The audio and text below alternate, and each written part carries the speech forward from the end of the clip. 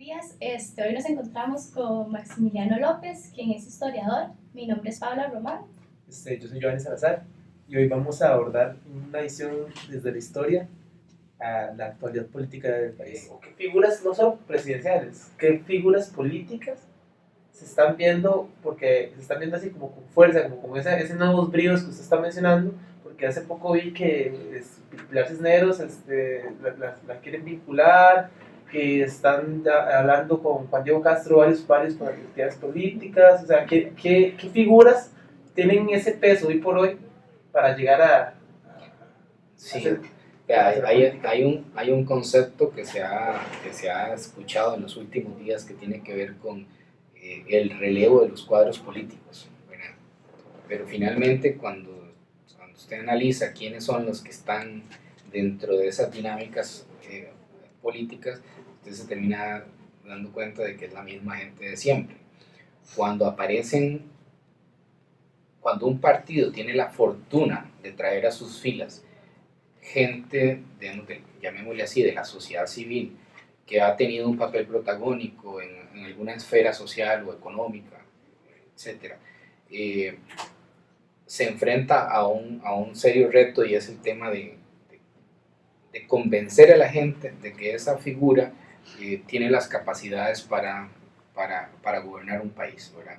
Para ser candidato y gobernar un país. Y esa parte es un poco más difícil, precisamente por lo que mencionaba antes, de que no tenemos esa costumbre o esa cultura política de analizar más a fondo lo que se propone.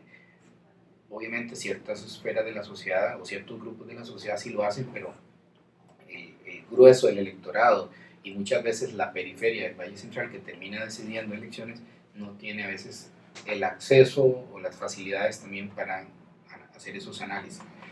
Yo ahorita, digamos, en relación con el partido que acaba de terminar una convención, tengo claro de que ahí hay, o resultó, digamos, electa como candidato ya oficial, una persona que tiene una trayectoria bastante consolidada. En el caso de los otros partidos, se escuchan nombres de gente que no tiene esa trayectoria, ¿verdad? Y que habrá que ver cómo los percibe la gente. En el mismo caso de Juan Diego Castro, por ejemplo, que estuvo al frente del Ministerio de Seguridad, cuál es la percepción que la gente tiene sobre la labor que hizo y sobre su papel a nivel de medios de comunicación en la actualidad, ¿verdad? Que ha venido siendo muy crítico de ciertas cosas. No había oído de Pilar Cisneros, pero bueno, es un caso que vendría a ser casi como el ejemplo femenino de lo que pasó con Pacheco, ¿verdad? Pero más allá de los nombres políticos, aquí también lo que hay que considerar es el juego de la alternancia. Es decir, yo no sé si ustedes piensan, por ejemplo, que el PAC tiene posibilidades de volver a ser partido de gobierno para las próximas elecciones. Y la reciente encuesta postula, digamos, a Guillermo en este momento como el mejor presidente de Centroamérica, digamos. Eso fue una noticia sorprendente.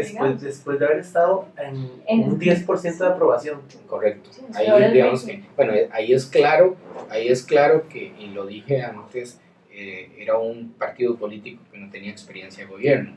Era muy claro que a esta gestión le iba a llevar alrededor de 2 años, al menos 2 años, de ensayo y error, llamémosle así, para aprender a gobernar y aprender a crear un discurso político. Hay cosas muy curiosas. Evidentemente la economía nacional ha tenido cierta estabilidad. Hay aspectos en el ámbito educativo, en el ámbito social, que se han ido atacando fuertemente, pero hay puntos concretos que a uno le parecieran a veces como muy cómicos, en el sentido de que pueden volcar una decisión de la gente. Yo no digo que esa sea la razón, es lo que estoy pensando en este momento, pero ustedes pueden analizar las encuestas para tratar de identificar en qué punto o en qué momento esa visión sobre el gobierno actual se da vuelta. Y ustedes verán que hay una cierta correspondencia con el inicio de los trabajos en modificación de red vial. Y en particular lleva un nombre curioso, que es Puente La Platina, que había sido, ¿cómo se llama?, postergado y no resuelto, además, de forma efectiva, ya por 2 o 3 administraciones anteriores. Dicen, digamos, cada vez tenemos más y más partidos, digamos.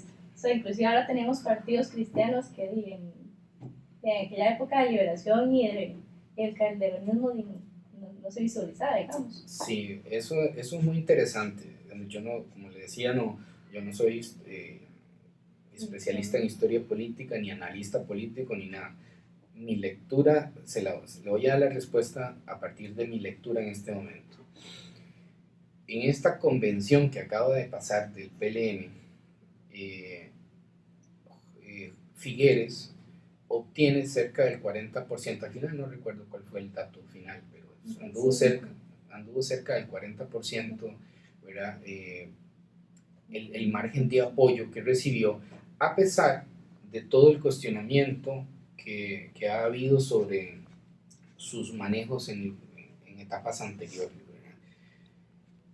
Para mí eso es un reflejo ineludible de que hay todavía un amplio sector de la sociedad costarricense que vota por colores, es decir, no vota por planes de gobierno, sino que vota por candidatos que de alguna forma siguen amparados en una especie de tradición política, ¿verdad? La tradición inaugurada en este caso por Pepe Figueres, cuyo hijo pues siempre mantiene el apellido y esa figura ante una gran cantidad del electorado nacional. Lo mismo ocurría con el caso de Calderón Guardia, o el caso Calderón Fournier, y digamos que sigue existiendo esa base electoral que es muy vieja, que es muy de antaño. Se ha venido desarrollando en la segunda mitad del siglo XX sobre todo, pero especialmente de los 80s para acá, el surgimiento, bueno, en realidad de los 80s para acá, el surgimiento de opciones políticas, algunas de izquierda, otras más o menos de centro y otras muy de derecha, ¿verdad? Es decir, una proliferación de ideologías políticas que se materializan finalmente en partidos políticos. Tanto partido político más bien no deteriora no, digamos que digamos que eso es muy rico. Esa es la mejor parte del sistema democrático, que haya distintas opciones políticas. ¿Dónde es donde fallamos? Y ahí quería llegar con el comentario anterior. En la parte donde fallamos es que nosotros, cuando vienen los procesos electorales, casi nunca la ciudadanía costarricense se toma en serio el hecho de estudiar los planes de gobierno, ver la factibilidad de realizar las obras que proponen los candidatos. Por allá un fulano dice una cosa y creemos que eso no es realizable, ¿verdad? Sí, pero simplemente es porque detrás de nosotros ya tenemos una preconcepción de por quién vamos a votar. Crecimos en un hogar rojo y azul o crecimos en un hogar verde y blanco, ¿verdad?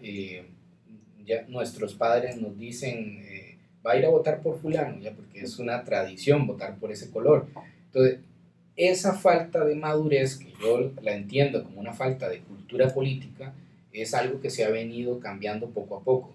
Una muestra muy concreta, que de alguna forma, digamos, uno puede leerla en ese sentido, es en las elecciones anteriores el apoyo que tuvo José María Villalta del Frente Amplio, con un discurso que fue muy enfocado a la juventud, a la gente que está en las universidades, etcétera, que es gente que es un poco más crítica y analiza, tal vez no las propuestas en sí del Frente Amplio, sino que analiza la crítica del Frente Amplio hacia los partidos tradicionales, entonces se deciden por una apuesta diferente.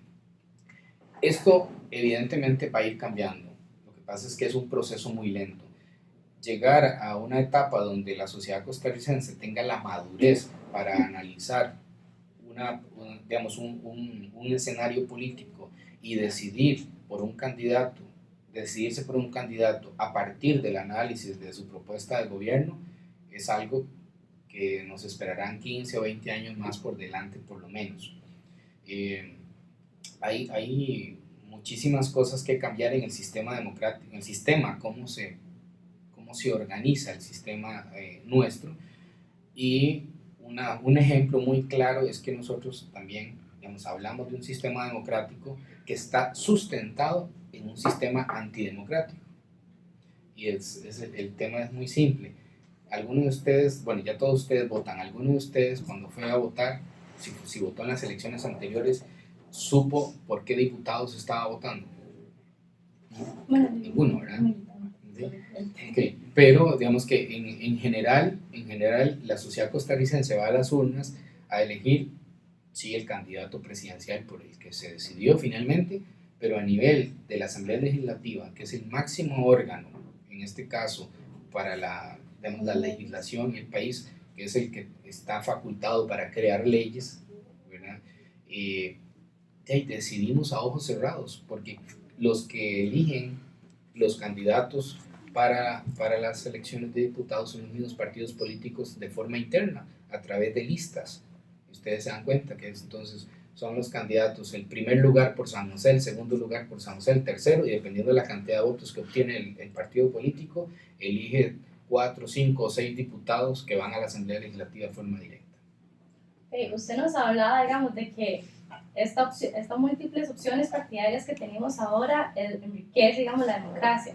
Sin embargo, no entorpece eso las labores legislativas, digamos, porque usted también nos hablaba del tema de lo de fertilización in vitro, digamos, quienes estancaron los proyectos de fertilización in vitro, y pues hay que ser honestos, fueron los partidos con tendencias cristianas, digamos. Correcto, totalmente de acuerdo. Lo que pasa es que ahí también el sistema en sí tiene que irse ajustando, es decir, es positivo, la diversidad de partidos políticos es positivo en la medida en que usted, como ciudadana, va a depositar su soberanía en un representante y usted tiene la opción, finalmente, de juzgar o de valorar qué es lo que a usted le parece más apropiado y tomar una decisión más informada respecto a lo que usted considera como opciones y lo que usted considera más importante para el país. En este caso, por ejemplo, había opciones sobre el tema de transportes, había opciones sobre el tema de salud, y usted podría decir, bueno, a mí me parece más importante el tema de X. Eso, digamos que desde la parte del electorado, desde la parte de la representatividad, es mucho más importante que si tiene solamente dos opciones para elegir, o negro o blanco, ¿verdad? Hay una escala de grises.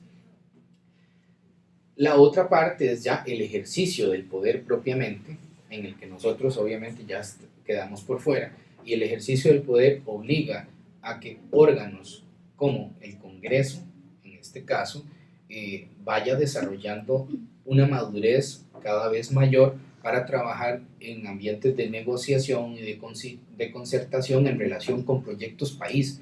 El tema es ahí que no podemos seguir hablando en Asamblea Legislativa de proyectos partidarios, tenemos que hablar de proyectos país, y ahí donde la Asamblea Legislativa tiene que empezar a madurar. Yo diría que poco a poco tendrá que irlo haciendo. A veces uno se desilusiona mucho cuando se conecta al canal que transmite las sesiones y ve a algunos diputados durmiendo, otros leyendo, y tal vez uno ahí hablando y nadie le pone atención, ¿verdad? O vociferando, como en muchos de los casos. Y quizás uno de los elementos que habrá que resolver primero para que esa concertación y ese diálogo sea más fructífero a nivel de la Asamblea Legislativa es la modificación del reglamento mismo de cómo funciona la Asamblea Legislativa, porque el entrabamiento que tiene en este momento es producto de un reglamento muy viejo que además le faculta a estos partidos minoritarios de establecer 100.000 mociones para un proyecto y entrabar el accionar de la Asamblea Legislativa. Lo que no está mal, es decir, no digo que los partidos no tengan la... Le agradecemos al señor Maximiliano López, quien nos brindó de su tiempo para realizar esta entrevista. Ojalá haya sido de su agrado y muchas gracias. Muchas gracias.